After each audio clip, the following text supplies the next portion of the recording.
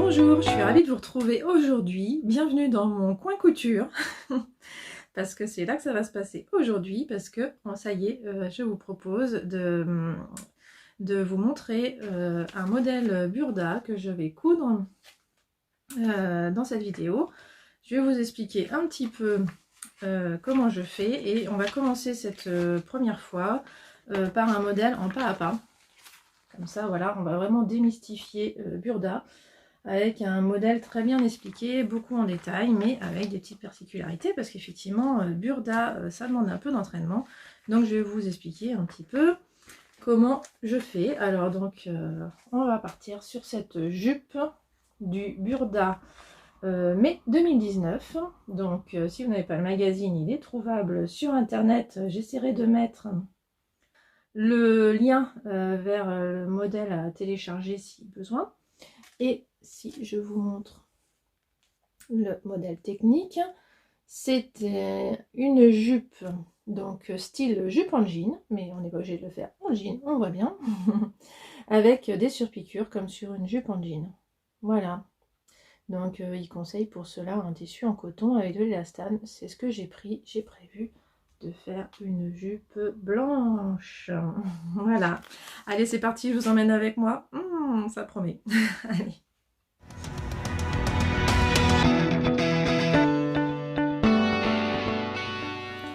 Alors, pour savoir quelle planche patron je dois ouvrir, en fait, c'est écrit ici. Patron tracé en vert, planche C. Donc, c'est surtout ça d'abord qui m'intéresse d'abord. Je vais chercher ici la planche C. Mais bon, bref, je vais l'ouvrir sans la caméra, ce sera plus simple. Tout ce que je voulais vous dire, en tout cas, c'est que... donc, je vais chercher la planche C. Je vais chercher les petits numéros en vert qui s'appellent 21 jusqu'à 27. 21, 22, 23, 24, 25, 27. On a les pièces ici. Donc voilà, et je sais que je cherche les numéros verts. Les numéros, ils sont en haut. Mais je vais vous montrer ça mieux avec un grand... peut-être comme ça d'ailleurs. Déjà, vous voyez un peu mieux. Il y a des numéros en haut, là. Donc je suis pas sur la bonne planche, c'est pour ça. Mais je vais vous montrer ça tout de suite. Et pour info, sur les modèles qui ne sont pas en pas à pas, là, en workshop, c'est écrit ici, dans le petit rectangle qu'il y a à côté du modèle.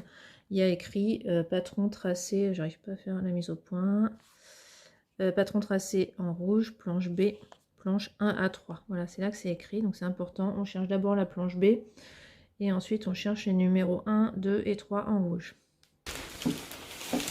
Alors ici, le mieux, ça serait de découper, mais moi j'ai la flemme, donc je plie seulement. Donc c'est pas terrible parce que ça peut faire des plis quand on trace, mais en général j'y arrive quand même. Donc du coup, je me contente de plier la feuille. Donc là, je suis bien sur la planche C. Donc je cherche mes petits numéros verts. Et il se trouve qu'ils sont sur ce bord-là. Donc je ne sais pas ce que vous voyez. Mais donc ils sont de ce côté-là. Et je vais vous rapprocher ça pour que vous voyez. Voilà, j'ai retourné. Donc, je cherche d'abord la pièce numéro 21 dans ces petits numéros verts. Donc, le petit numéro 21, il est là. Donc, j'essaye de vous montrer, il est là.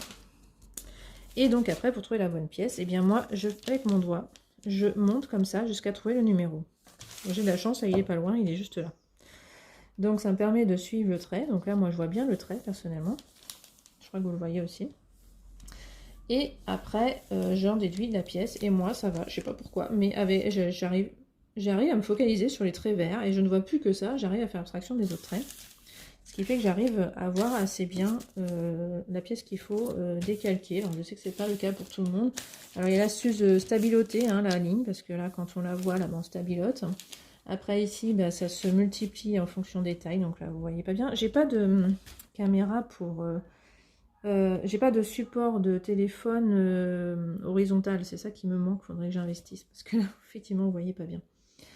Donc voilà, de toute façon, je vais faire ça rapidement.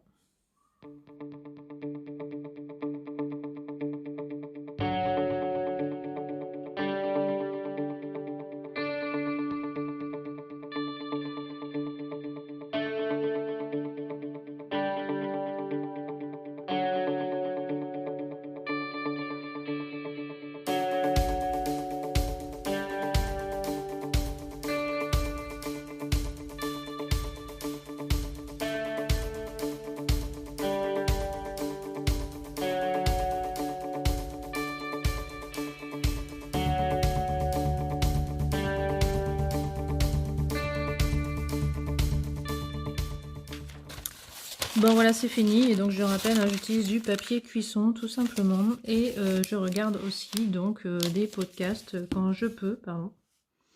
Voilà, le podcast qui est là. Que je me rappelle. Voilà, j'avais un petit trou, l'atelier de vie. Voilà. Donc que j'adore son énergie, elle est super.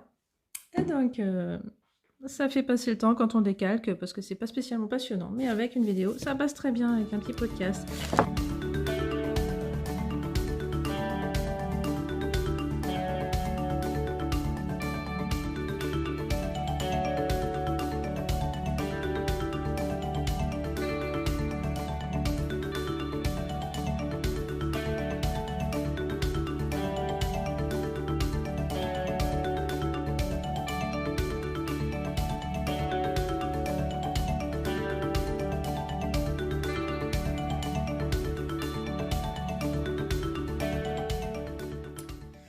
Voilà, donc c'est pas facile à vous montrer parce que donc c'est blanc sur blanc, mais en fait j'ai dû beaucoup ruser pour faire rentrer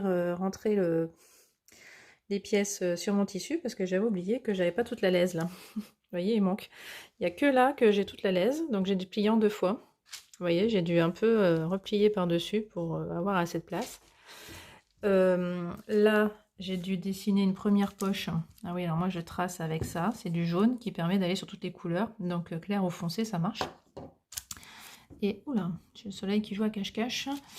Et donc voilà, alors c'est jaune, on voit pas bien, mais en tout cas, j'ai dû aller dessous.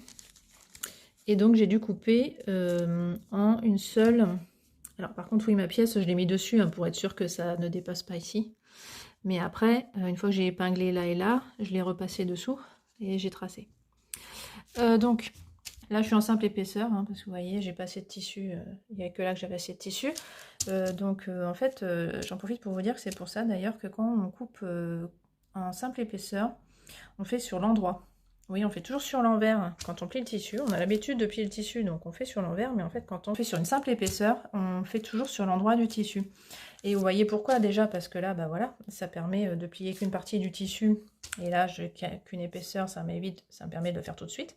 Mais même si tout est coupé sur une seule épaisseur, on doit faire sur l'endroit. Ça, je l'ai appris à mes cours de la mairie de Paris. Donc j'en profite un peu pour donner quelques astuces comme ça, données par des couturières professionnelles. Je trouve ça intéressant. Parce qu'on est plutôt autodidacte hein, en général. Moi j'étais autodidacte forcément. Enfin, et je me rends compte que j'ai appris des choses très intéressantes avec des couturières professionnelles. Donc si je peux vous en faire profiter, bref. Voilà, en toute modestie. Hein. Voilà, donc là cette poche là, vous voyez, c'est super écrac. J'ai mesuré hein, les pièces de patron, normalement ça me va. Donc voilà, je vais pas faire d'ajustement. Oui, mon fond de poche, parce que mon fond de poche est là, hein, il n'y a pas la place pour mon fond de poche là-dessus. J'ai pas réussi à le caser. C'est pas grave parce que j'ai calculé mon coût, ça j'avais prévu que ça tiendrait pas. Et donc j'ai pris un tissu, un joli petit tissu blanc. Il m'en reste que des chutes, donc ça tombe bien. J'essaye de vous le montrer parce que j'aime beaucoup voilà, les dessins que fait ce tissu suivant la luminosité. Bon, ce sera caché dans les poches, mais moi je serais contente d'avoir ça. Je trouve que ça finit bien la jupe. Donc ça c'est bon, j'aurai assez pour faire ça. Et voilà, donc j'ai bien joué à Tetris et au moins, ben voilà, il me restera rien de tissu. Parce que là, donc j'ai même ici une petite pièce à caser. Donc il me restera ça, une bande. Donc j'ai pas intérêt à me tromper. Alors, donc pour la réalisation de cette mini-jupe qui est en pas à pas, on pourrait penser que c'est assez simple parce qu'il y a des étapes, 1, 2, 3 avec des dessins. Mais ça reste des explications burda, effectivement, donc ça peut continuer à faire peur, je comprends, tout à fait, parce qu'il y a beaucoup d'informations à chaque étape. Donc moi-même, en fait, on voit ici, donc couper les pièces, ça va, l'entoilage, reporter les repères sur le tissu, je trouve ça tellement évident qu'en fait, j'ai pas été lire. J'ai été faire ça rapidement, j'ai été couper mes pièces selon le plan, j'ai mis les repères, ça c'est important, suivant ça. Et donc j'ai oublié une petite étape qui n'est pas dessinée ici, c'est l'entoilage. Donc j'ai fait après, quand effectivement je me suis occupée des pièces que j'ai vu que c'était entoilé, que ça se voit sur les dessins, sur la page suivante, on voit que c'est entoilé, donc je l'ai fait. Par contre du coup j'ai oublié de faire ce petit là, rectangle, qui est en fait l'entoilage de la fente. Donc c'est vrai que c'est important de tout lire. Ça peut paraître effectivement un peu un peu compliqué, mais voilà, c'était bien écrit, hein, plier la viseline en deux, donc c'est-à-dire le tissu de viseline, hein. Moi donc je prends de la viseline tissée, Girascol, et donc il précise bien, là il précise pas autant dans les explications, non pas à pas, hein, de mettre la face thermocollante à l'intérieur quand on plie en deux, hein, donc ça veut dire qu'on voit le côté non collant ici, et on épingle donc les pièces qui vont bien, et on trace un surplus de couture de 1,5 cm comme pour les pièces dans le tissu. On coupe les pièces, et en complément on coupe les bandes de 3 cm de largeur, donc c'est bien écrit si on le lit, c'est moi qui l'ai pas fait. Après donc ça précise bien de thermocoller l'entoilage sur l'envers des pièces en tissu correspondantes, et la bande de 3 cm sur le bord de fente de poche des jupes des devants de jupe. Alors si on comprend pas ça, on a l'impression de qu'est-ce que c'est que ça, bord de fente de poche des devants de jupe, moi ça m'arrive, hein. Donc je me dis, alors on parle de quoi? Des poches, fente de poche des devants de jupe. Donc à chaque fois je vais là. Qu'est-ce qui s'appelle comme ça? Donc devant de jupe c'est là. Et donc qu'est-ce qu'on a dit? Sur les bords de fente de poche. Donc des devants de jupe. Donc c'est numéro 21. On voit bien effectivement qu'il y a un bord ici de fente de poche. Donc c'est ici sur ce bord qu'on voit aussi ici. Il faut thermocoller normalement sur la pièce devant, pas sur la pièce de poche. Ce que je n'ai pas fait, mais bon, ça a l'air d'aller quand même. Je comprends, parce que les pièces dans le billet comme ça peut se déformer. Bon, je verrai bien si ça se déforme. J'ai oublié de le faire. Voilà, ici aussi, je peux vous dire que moi j'avais un mot, le mot piqué, que j'ai pas vu la première fois que j'ai lu. J'ai lu épinglé, chiffre 1 sur 1 et recoupé sur plus de couture. Je me suis dit, oh là, il manque un truc. Donc j'ai dû relire une deuxième fois pour voir le mot piqué, hein. Donc c'est vrai que c'est un peu, parce que je me suis focalisée effectivement sur qu'est-ce qu'il faut épingler. Les fonds de poche endroit contre endroit sur le bord de fente de poche des devants de jupe. Donc effectivement, c'est un peu lourd. Mais donc, en tout cas, les bords de fente de poche des devants de jupe, on vient de le voir, hein, c'est le devant de jupe avec son bord de fente de poche. Et dessus, on vient mettre donc la poche. C'est écrit où il est, le fond de poche. Donc le fond de poche, on revient ici. Le fond de poche, c'est le 22. C'est ça. Donc c'est ça qu'on vient mettre. Donc chiffre 1 sur 1. On voit bien qu'il y a un 1 et un 1 ici. Donc ça va bien en face. Donc les chiffres sont très utiles, hein, sur les modèles Burda. Moi j'aime beaucoup cette précision. On a bien le petit trait qui doit correspondre ici, le petit 1 qui correspond ici. Je trouve ça très clair. Je m'habitue à ce genre de précision. Après, donc il précise qu'il faut surpiquer. Donc, non, je vais un peu vite, pardon. Donc, recouper sur plus de couture. Alors là, il précise pas, mais moi je recoupe de moitié, tout simplement. Je rabats les fonds de poche sur l'envers. Et tisser, moi je sais pas ce qu'ils veulent dire par là. On va essayer de comprendre. Recouper, non, on va rabattre les fonds de poche sur l'envers.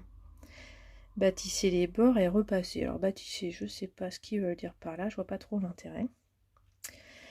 En tout cas repasser, ça c'est sûr, hein, pour que ça se plaque bien. Donc c'est ce que j'ai fait là.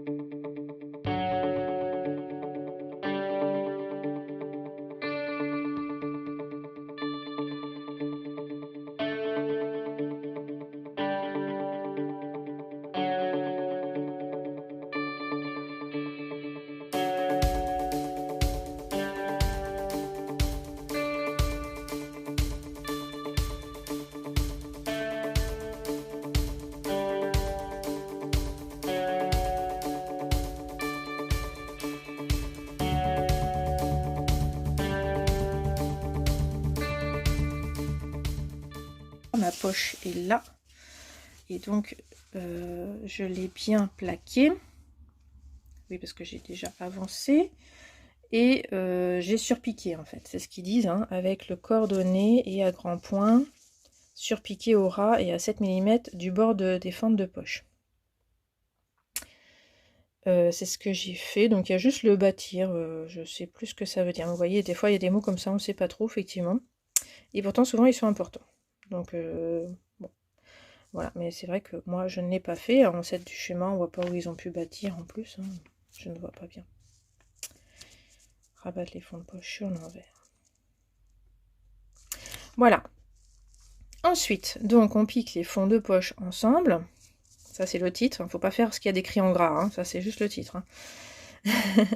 Donc en fait, sous-entendu pour cela, épingler les devants de jupe donc les devants de jupe, c'est notre pièce hein, qu'on a ici, sur les empiècements de hanches. Voilà, les empiècements de hanches, on retourne ici pour savoir ce que c'est. Empiècement de hanche, pièce 23. 23, c'est en fait, voilà, moi c'est ce que j'appelle la poche. Hein. Bon, ils appellent ça un empiècement de hanche parce qu'effectivement ça se voit après. C'est ce que j'ai ici. Hein. J'essaye de ne pas aller trop vite. Voilà, c'est ça en fait. Donc c'est ce qu'ils appellent les empiècements de hanche. Donc c'est ce qu'on épingle sur le fond de poche, pas sur la jupe, hein, bien sûr, parce que vous voyez, c'est pas cousu sur la jupe. Et en fait, on coud. Alors voilà, ils épinglent ici, mais en fait, moi je trouve ça plus simple de se mettre sur l'envers directement. On voit mieux directement comment ça s'emboîte, tout ça, avec les repères.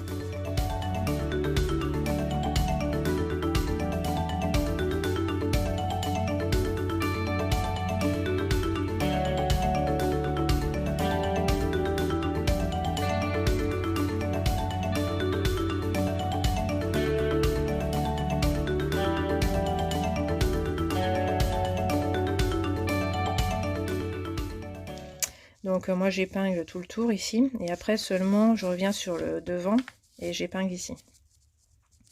Donc on fait tout le tour, on surjette, donc ça c'est assez clair normalement. Hein. Il précise bien les bords de fente de poche contre la ligne de position, oui parce qu'on a mis une ligne de position. Ici, c'est très important la ligne de position pour savoir effectivement où poser la poche, enfin l'empiècement de hanche comme ils disent. Ensuite, on surfile les surplus de couture des poches, hein, bien sûr. Donc, c'est-à-dire tout le tour ici, c'est ça qu'on surfile. Et on bâtit les fonds de poche sur le bord latéral. Alors, bâtir les fonds de poche sur le bord latéral, ça veut dire faire... c'est ici, pardon. Bâtir ici. Ici. Et sur le bord supérieur, bah, c'est supérieur, ça veut dire le haut. Donc c'est ici.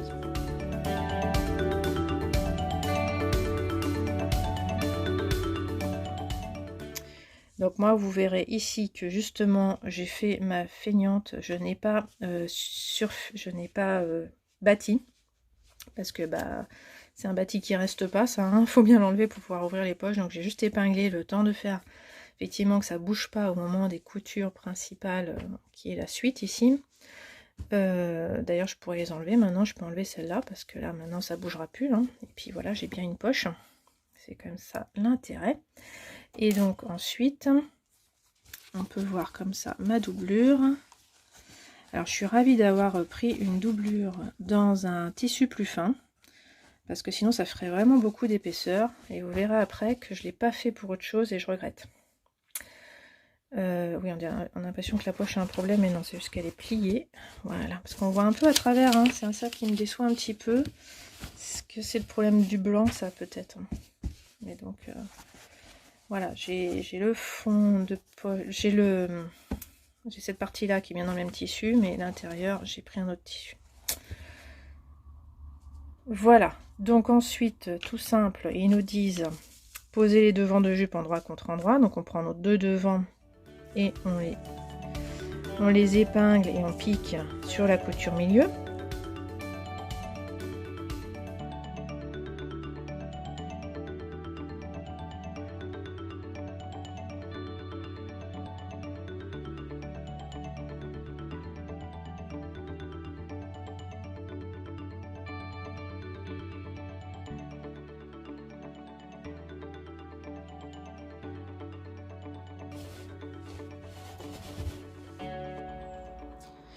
Et donc quand on doit repasser une couture d'un côté, en fait on ne doit pas repasser dans ce sens-là.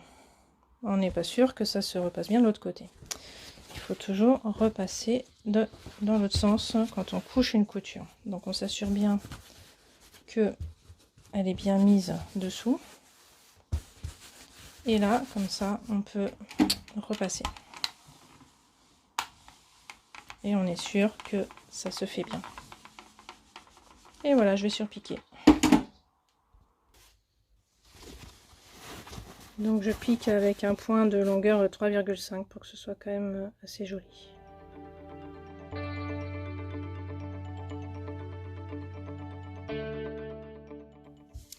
Alors on passe à ce petit morceau maintenant qui est l'empiècement devant, qu'il faut donc épingler ensemble endroit contre endroit. Et donc c'est bien se préciser grâce au schéma cette fois que c'est, il faut le coudre comme ça. Donc moi je trouve ça assez clair ma foi. Voilà, donc j'ai surpiqué la pièce, je l'ai posée. On se trompe pas, on est bien sur la pièce gauche. Après j'ai cousu donc les deux pans endroit contre endroit. Et après je suis venue coucher donc de l'autre côté hein, pour que la pièce reste bien de ce côté là parce que sinon elle irait de l'autre côté, et j'ai surpiqué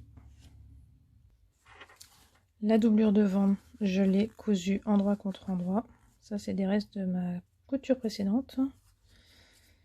Voilà, et maintenant je reprends ma pièce devant et je vais y mettre endroit contre endroit cette pièce. Voilà, donc je la retourne et je vais l'épingler dessus comme d'habitude, la coudre 1,5 cm et rabattre dans le pare-manche et repiquer, surpiquer comme d'habitude 2 fois.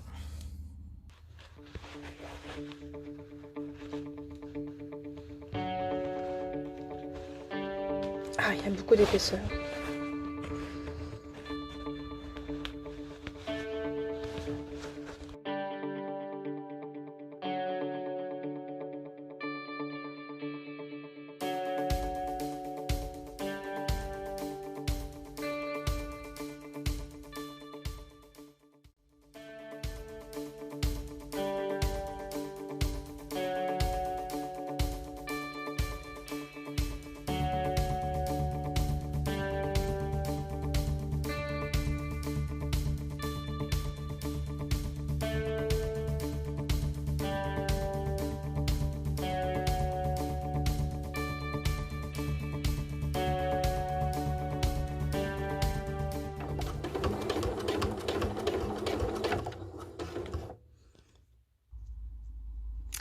Et là, c'est le drame, je n'arrive pas à plier là.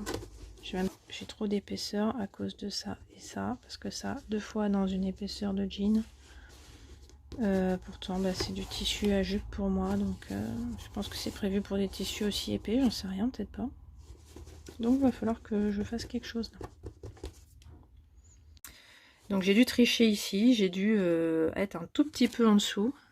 Voilà, pour que j'arrive à plier. Et encore, c'est pas terrible, faut pas regarder de près, j'ai dû découdre, recoudre, c'est pas terrible. Parce que c'est là, hein, quand ils disent ensuite de le piquer dessus hein, et de le mettre sur la jupe, que j'ai galéré. Cette partie-là, j'ai galéré. Donc faut pas avoir un tissu trop épais où il faut doubler. J'aurais dû doubler, hein, ça se verra pas. J'aurais dû doubler avec ma petite batiste là toute fine, ça aurait été beaucoup mieux. Surtout que ça me fait une épaisseur là où j'ai pas besoin, au niveau du ventre là. Bon. C'est un peu ma déception. Mais là, vous voyez, je me suis rendu compte quand j'en étais là, je me vois pas tout défaire. Là, franchement, j'ai déjà... Là, je sais pas. Déjà, j'ai dû refaire aussi... Oui, j'ai refait parce qu'à la fois, ça, c'était pas en face. C'est pas facile à mettre en face. Hein. Vous voyez, c'est pas pile en face parce que j'y arrive pas. J'ai réessayé 2 fois, j'y arrive pas. Donc, tant pis, on va dire que de loin, ça se voit pas. Voilà, voilà. Donc, quand on a fait ça pour l'empiècement devant... On se dit qu'il faut passer aux empiècements dos. Donc les empiècements dos, on les rejoint pas au milieu parce qu'on va mettre une fermeture éclair. Donc directement, on épingle les empiècements dos extérieurs. Alors extérieurs, hein, parce qu'on les a coupés 4 fois, c'est les empiècements dos. Moi, je les ai donc fait dans un autre tissu pour l'intérieur, donc je risque pas de me tromper. Donc je prends bien mon tissu principal. Endroit contre endroit sur les dos de jupe. Donc je pense que ça c'est assez clair. Et piqué, chiffre 3 sur 3, de toute façon, donc on a des chiffres, hein, donc si on revient ici, on voit bien ce que ça veut dire, c'est on met la pièce 26 sur pièce 24, chiffre 3 sur 3, voilà, c'est assez clair comme ça, et après quand on remonte, voilà, ils disent de repasser, alors moi personnellement je ne repasse pas dans ce sens-là, hein. Je pense que c'est pour montrer mieux le morceau. Ensuite, c'est là où ça se corse. J'ai souligné un truc parce que je ne l'avais pas vu la première fois que j'ai lu non plus. Donc, coucher les surplus de couture dans les empiècements et repasser. Voilà, c'est ce qu'on voit ici. Sur l'endroit, surpiquer les empiècements devant et dos au ras et à 7 mm. Donc, c'est ce qu'on voit ici. Donc, après qu'on ait repassé, on surpique au ras et à 7 mm de la couture de montage. Hein. Donc, on voit bien, c'est ce que j'ai fait ici, au ras et plus loin à 7 mm. Et interrompez les surpiqûres au niveau du parement devant. Et c'est là où j'ai bugué, parce que je me suis dit, mais on parle du dos là. Et non, il y a bien écrit sur l'endroit surpiquer les empiècements devant et dos. Donc là, on est reparti sur devant et dos. Parce qu'effectivement, là, on n'avait pas surpiqué. Donc c'est maintenant qu'on le fait. C'est pour ça que tout d'un coup, on parle du parement devant. Voilà, j'ai un peu bugué 2 secondes en me disant, mais pourquoi il me parle du parement devant alors qu'on est sur le dos? Voilà, tout petit mot a son importance. Donc effectivement, hein, de toute façon je galérais tellement que ça m'a arrangé qu'ils me disent d'interrompre. Hein. Je me voyais effectivement pas coudre ici, hein, parce que ma machine elle voulait plus là. D'ailleurs là elle voulait pas continuer. Donc c'est pour ça que j'ai pas continué. Là elle a bien voulu continuer jusque là. Donc j'ai continué. Et puis ici pareil, il y a trop d'épaisseur. Donc hop là, mise au point s'il te plaît. Donc heureusement qu'il disait d'interrompre effectivement. Un peu trop compliqué. Voilà, donc on arrive à cette étape-là, à mon devant et les demi-dos qui sont là, les deux. Et on passe à la fermeture éclair, invisible. Donc ça c'est classique, hein, mais ça explique bien, moi je trouve, si vous n'avez jamais posé de fermeture à glissière invisible, il s'explique bien.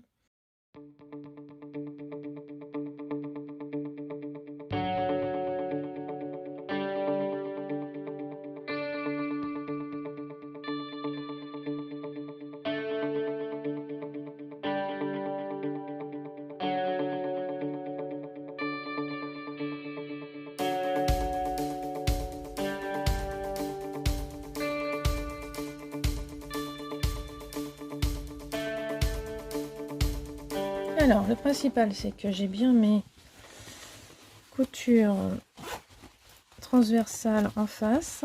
Donc, c'est ce qu'on va regarder tout de suite quand j'aurai réussi à fermer le zip. Voilà, donc ça va, je suis en face. Donc, bon, elle est presque invisible. Avec cette nouvelle machine, j'ai un pied qui me permet... Ouais, qui n'est pas aussi invisible. Alors voilà, si je tire dessus, c'est plus invisible. J'espère que ça va pas être trop petit, parce que ça veut dire que je vais tirer dessus. Est-ce qu'il propose de surpiquer d'ailleurs? Non, il propose pas de surpiquer, bizarrement. On passe notre temps à surpiquer, mais pas là. Donc bon, on va voir. Là maintenant, il faut coudre la suite. Voilà, donc il y a on a mis des repères, il dit bien de coudre que jusqu'au repère, et puis après il précise bien de repiquer à la suite. Donc c'est ce que je vais faire maintenant.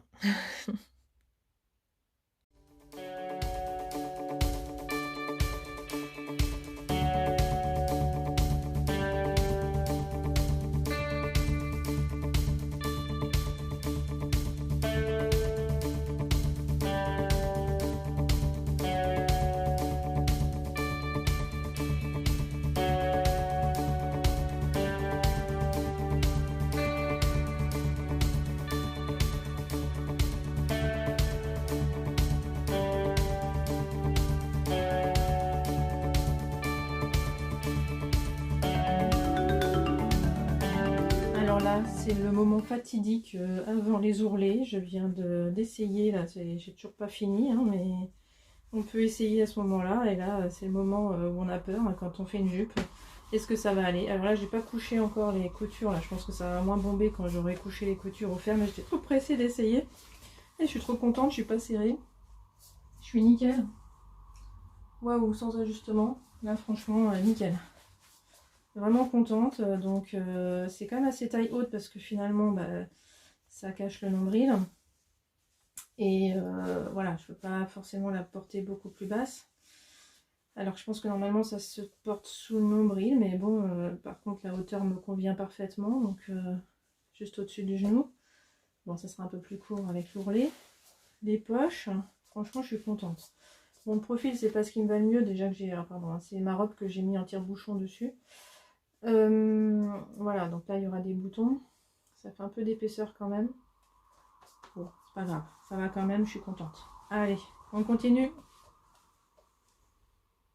Donc là je passe à la partie intérieure des empiècements hauts. Donc là j'ai choisi aussi de les faire effectivement dans le coton léger, parce que de toute façon j'avais pas assez dans mon coton principal, et là je suis contente parce que ça fera moins d'épaisseur. Donc je suis ravie de ce compromis.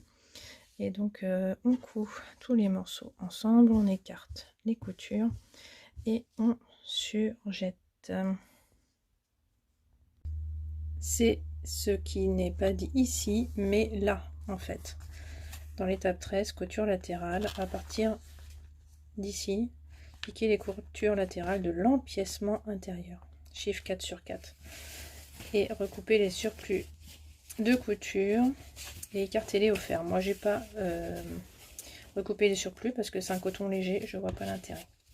Donc 4 sur 4 je vous montre, alors c'est pas là, j'ai pas noté, mais là j'avais bien noté 4 sur 4. Par contre bah là j'ai 3 et 2, là j'ai dû me tromper. On va regarder pourquoi j'ai 3 et 2. Oui, bah c'est normal, il y a bien un 3 là, puis un 2 là. C'est parce que c'est pour correspondre plutôt à d'autres morceaux.